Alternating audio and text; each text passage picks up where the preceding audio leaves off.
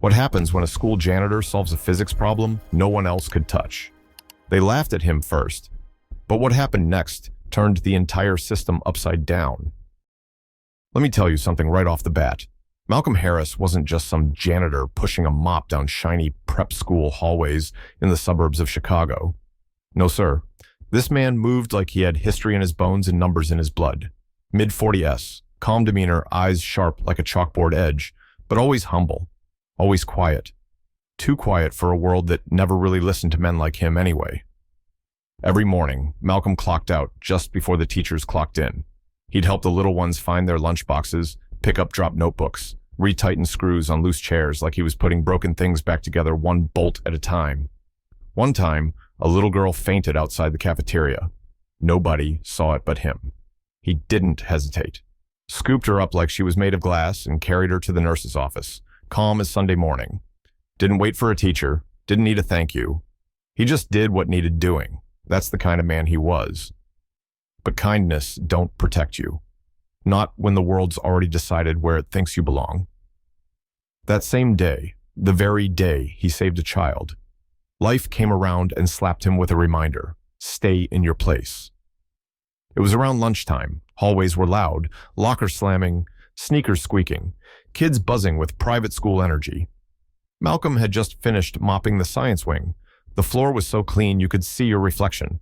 If you wanted to look yourself in the eye, that is. He wandered into the physics classroom, wiping his hands with a rag. The room was empty. Kids had gone for their overpriced cafeteria lunch. On the board, a massive, complicated equation. Something about vectors, force dynamics, a real beast of a problem. Malcolm stared at it the way an old pianist might look at a dusty grand piano, like his fingers remembered something his life had been forced to forget. He picked up a piece of chalk, took a breath. Then, like second nature, he started writing. Smooth strokes, precise lines, no hesitation. It wasn't just solving the problem. He was teaching the chalk how to think. He didn't hear the door creak open behind him. Look at that. Did Harvard send us a janitor by mistake? The voice sliced through the room like a cold wind. Mr. White, 50-something, white shirt too stiff, ego even stiffer. Taught physics like he invented gravity. He stepped in, arms crossed, that little smug curl at the edge of his mouth, the kind that comes from thinking you're always the smartest man in the room. Malcolm paused, chalk in hand, but he didn't say a word, just backed away from the board like he'd trespassed on holy ground. By now, a few students had trickled back in. One kid laughed, another just stared. You could feel the shift in the room, like a joke had been set up and Malcolm was the punchline. Mr. White strutted to the board and read what Malcolm had written. He squinted, paused. Something about that silence said the man knew he was looking at the real deal, but pride wouldn't let him admit it. Not publicly, not in front of these kids, and especially not to the black man with the mop. Well then, Mr. White said, turning back with a grin that didn't reach his eyes. If you're such a problem solver, how about this one? He grabbed a marker and wrote something massive on the board, advanced physics, Olympiad level, a problem his top students had been chewing on for weeks with no progress. There we go. Let's see if our guest janitor wants to take a swing at this, he said, loud enough for everyone to hear. Place your bets, folks. Anyone believe he can solve it? Students chuckled. Some whispered. One girl looked uncomfortable. But no one said a word in his defense. Malcolm? He didn't crack, didn't react. He just looked at that board for a long second, then nodded politely, stepped away, and walked out into the hallway. But let me be clear. He wasn't walking away from the challenge. He was walking away from the theater, from the insult dressed up like curiosity, from a game rigged before he ever entered the room. What they didn't know, what none of them knew, was that back home, Malcolm had diplomas on his wall. Real ones, from the Massachusetts Institute of Technology. Once upon a time, he'd been a rising star. Research papers, fellowships, standing ovations at symposiums. He had a mind built for the stars. But the system don't like when brilliance comes in black skin without a blazer. Doors that open for others slam shut on you, sometimes without even pretending it's about anything else. Life rerouted him, from lab coat to janitor's uniform, from podium to mop bucket. And he carried that weight every day, with dignity. But make no mistake, he never forgot who he really was. What happened next changed everything. And trust me, you do not want to miss how it unfolded. The next morning, Malcolm walked into work like he always did. Quiet, focused, no need for applause. But something was different in the air. A few sideways glances, some whispering that stopped when he got too close. A math problem taped to the physics lab door, big bold letters above it like it was a flyer for a circus act. Open challenge, all are welcome, yes, even janitors. Malcolm didn't need to read between the lines. The insult was spelled out plain as day. Mr. White had taken that same unsolved equation and turned it into a public joke, stapled it to the door like a lost dog poster. He wanted Malcolm humiliated, not just quiet, dismissed. Some of the other teachers chuckled as they passed the flyer, trying to keep it cute. Guess the staff lounge has a new Einstein, one muttered. Another smirked. Maybe I should hand him my lesson plans. Even the school principal, Mrs. Stanton, as buttoned up, tight-lipped, always talking about maintaining standards, gave a weak sigh and called it ethically questionable. But did she take it down? Of course not. Mr. White's classes brought prestige, college acceptances, donations. In her eyes, he wasn't just faculty, wait, he was the institution. And when the institution laughs at you, ain't no policy gonna protect your dignity. All day, kids stared at the board. A few gave the problem a go between classes. The brave ones scribbled out attempts. The smart ones gave up halfway through. Not a single solution came close. Meanwhile, Malcolm kept pushing his cart down the hallway, sweeping up eraser dust and silence. He passed groups of students, heard them giggle behind their hands. There he is, the math wizard with a mop. He thinks he's slick just because he knows how to copy from Wikipedia. Man, he should be solving cleaning supply equations. Each word stung like sandpaper. But Malcolm didn't flinch, not in public. He'd learned how to carry wounds in his walk. He'd been doing it for years. That night, the school emptied out. Lights flicked off one by one. But Malcolm didn't go home. Not yet. He walked back into that same classroom, the challenge still hanging on the door like a dare. Closed the door behind him, picked up a piece of chalk, cracked his neck. And then he wrote. Not like someone trying to prove a point. No, this was something else. This was a man slipping back into his natural skin. His hands moved with purpose, equations unfolding like poetry, like memory, like truth. Vectors, variables, logarithms, derivatives, lines and curves stretched across 4 whole boards, neat as gospel, exact as time. No wasted movement, no hesitation, no performance. When he finally stepped back, it was done. And it was beautiful. The next morning, chaos hit the hallways before the bell did. Students crowded the door, filming the boards, shouting over each other. He did it. Yo, he really solved the whole thing. Check the footage, check the cameras. Someone had pulled the overnight security footage, grainy black and white video of a janitor solving what a whole department couldn't crack.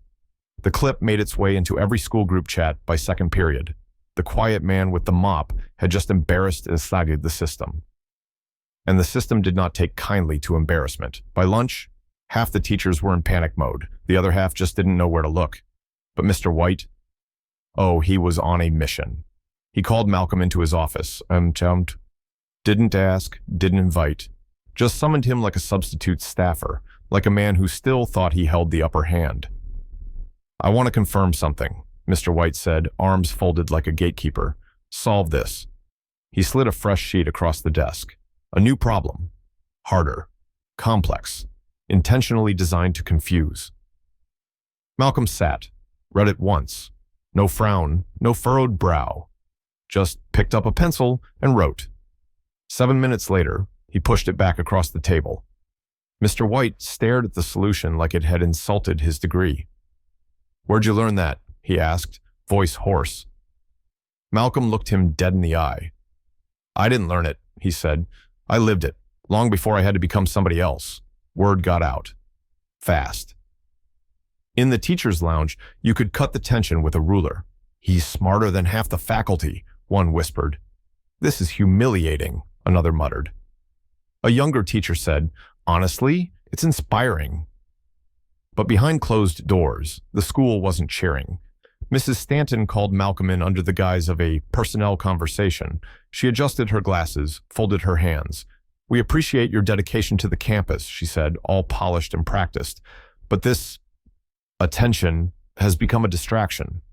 Parents are starting to call. Students are questioning authority. You're not an educator, you're staff, and we're going to have to reevaluate your position." That was it. After all the whispers, the laughter, the condescension, this was the slap. Not fired, not scolded, just pushed toward the door with the most polite shove power could manage.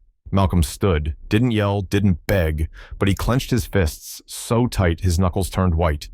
Because he knew now, this wasn't just about a chalkboard. It never had been. This is the climax. Everything you've been waiting for is right here. Stick around and see how Malcolm flipped the whole system upside down. That night, Malcolm was packing up his things. Locker open, janitor's jacket folded, name tag laid neatly on top. The silence in the break room was heavy, not just quiet, but final. He'd seen it coming. The slow fade, the polite push, the door that always closes just when folks like him start stepping into the light. He was tired. Tired of having to play small so others could feel tall. Tired of being tolerated while brilliance rotted under the weight of a mop handle. He was ready to walk, but justice. Funny how it always shows up looking like chaos first. Suddenly, from the upstairs hallway, screams, sharp, panicked, young. Malcolm dropped his bag without thinking, took the stairs 2 at a time. Smoke was curling out of the old science wing, thick and gray like bad memories. The building's emergency system? Useless. Faulty wiring, ignored maintenance requests. The kind of negligence that don't matter till it does. Inside one of those outdated labs. Thomas. 9th grader. Smart, shy, always kept to himself. Trapped behind a heavy security door that had slammed shut on a glitch. Fire was creeping in fast. Malcolm didn't hesitate, didn't wait for help, didn't call for backup. He moved. With one powerful kick, he broke that lab door open like it owed him something. Crawled through smoke, found the boy, pulled him out over his shoulder, lungs burning, eyes stinging, adrenaline roaring. By the time the fire alarms finally kicked in, Malcolm was already carrying Thomas down the stairwell like a soldier pulling his brother off the battlefield. Paramedics later said if Malcolm had been 1 minute later, the boy might not have made it the next morning. It wasn't math that made headlines. Custodian saves student from fire. Turns out he's a hidden genius. School fired him for being too smart. Then he saved a life. Oh, now the cameras came rolling in. Reporters swarmed the school gates. Twitter caught fire. #Malcolm the Mind trended nationwide. Folks couldn't believe it, but the black community, we knew. Because how many times has genius been overlooked just because it wore the wrong uniform? Parents started calling the school non-stop. Petitions flooded in, hundreds of signatures by noon. Students organized a sit-in. Teachers who'd kept their mouths shut before were suddenly singing his praises. And Mr. White, under pressure from the board, from parents, from public shame, he stood in front of students with a forced smile and shaky voice, offering a limp apology. "I misjudged Mr. Harris," he said, like that changed anything. A man who built his career on being the smartest in the room got exposed by the one man he refused to see. He resigned by the end of the week. The vice principal followed not long after. As for the school, they came crawling. Offered Malcolm a full-time teaching job, benefits, title, respect. All the things he'd earned long ago. A redemption arc, gift-wrapped in bureaucracy. But Malcolm, he looked them in the eye and said, "I'm not going back into a system that only wants me once the cameras show up. I don't want a seat at a table that locks its doors until it's convenient. I'll build my own." 12 months later, Malcolm launched his own online education platform. No fees, no testing gates, no bias. A virtual haven where kids from underfunded neighborhoods could learn from someone who knew what it meant to be counted out. No uniforms, no judgment, just knowledge and space to grow. By week 1, he had over 1,000 signups. By month 2, he had volunteer instructors. Donations started pouring in. A movement was born, not just around education, but around the idea that brilliance doesn't always come wearing a tie. He didn't just walk away with his pride, he walked away and changed the equation. Because Malcolm didn't just solve a problem on the board, He solved one the whole system had ignored for decades, and when the dust settled, it wasn't chalk on that floor, it was history,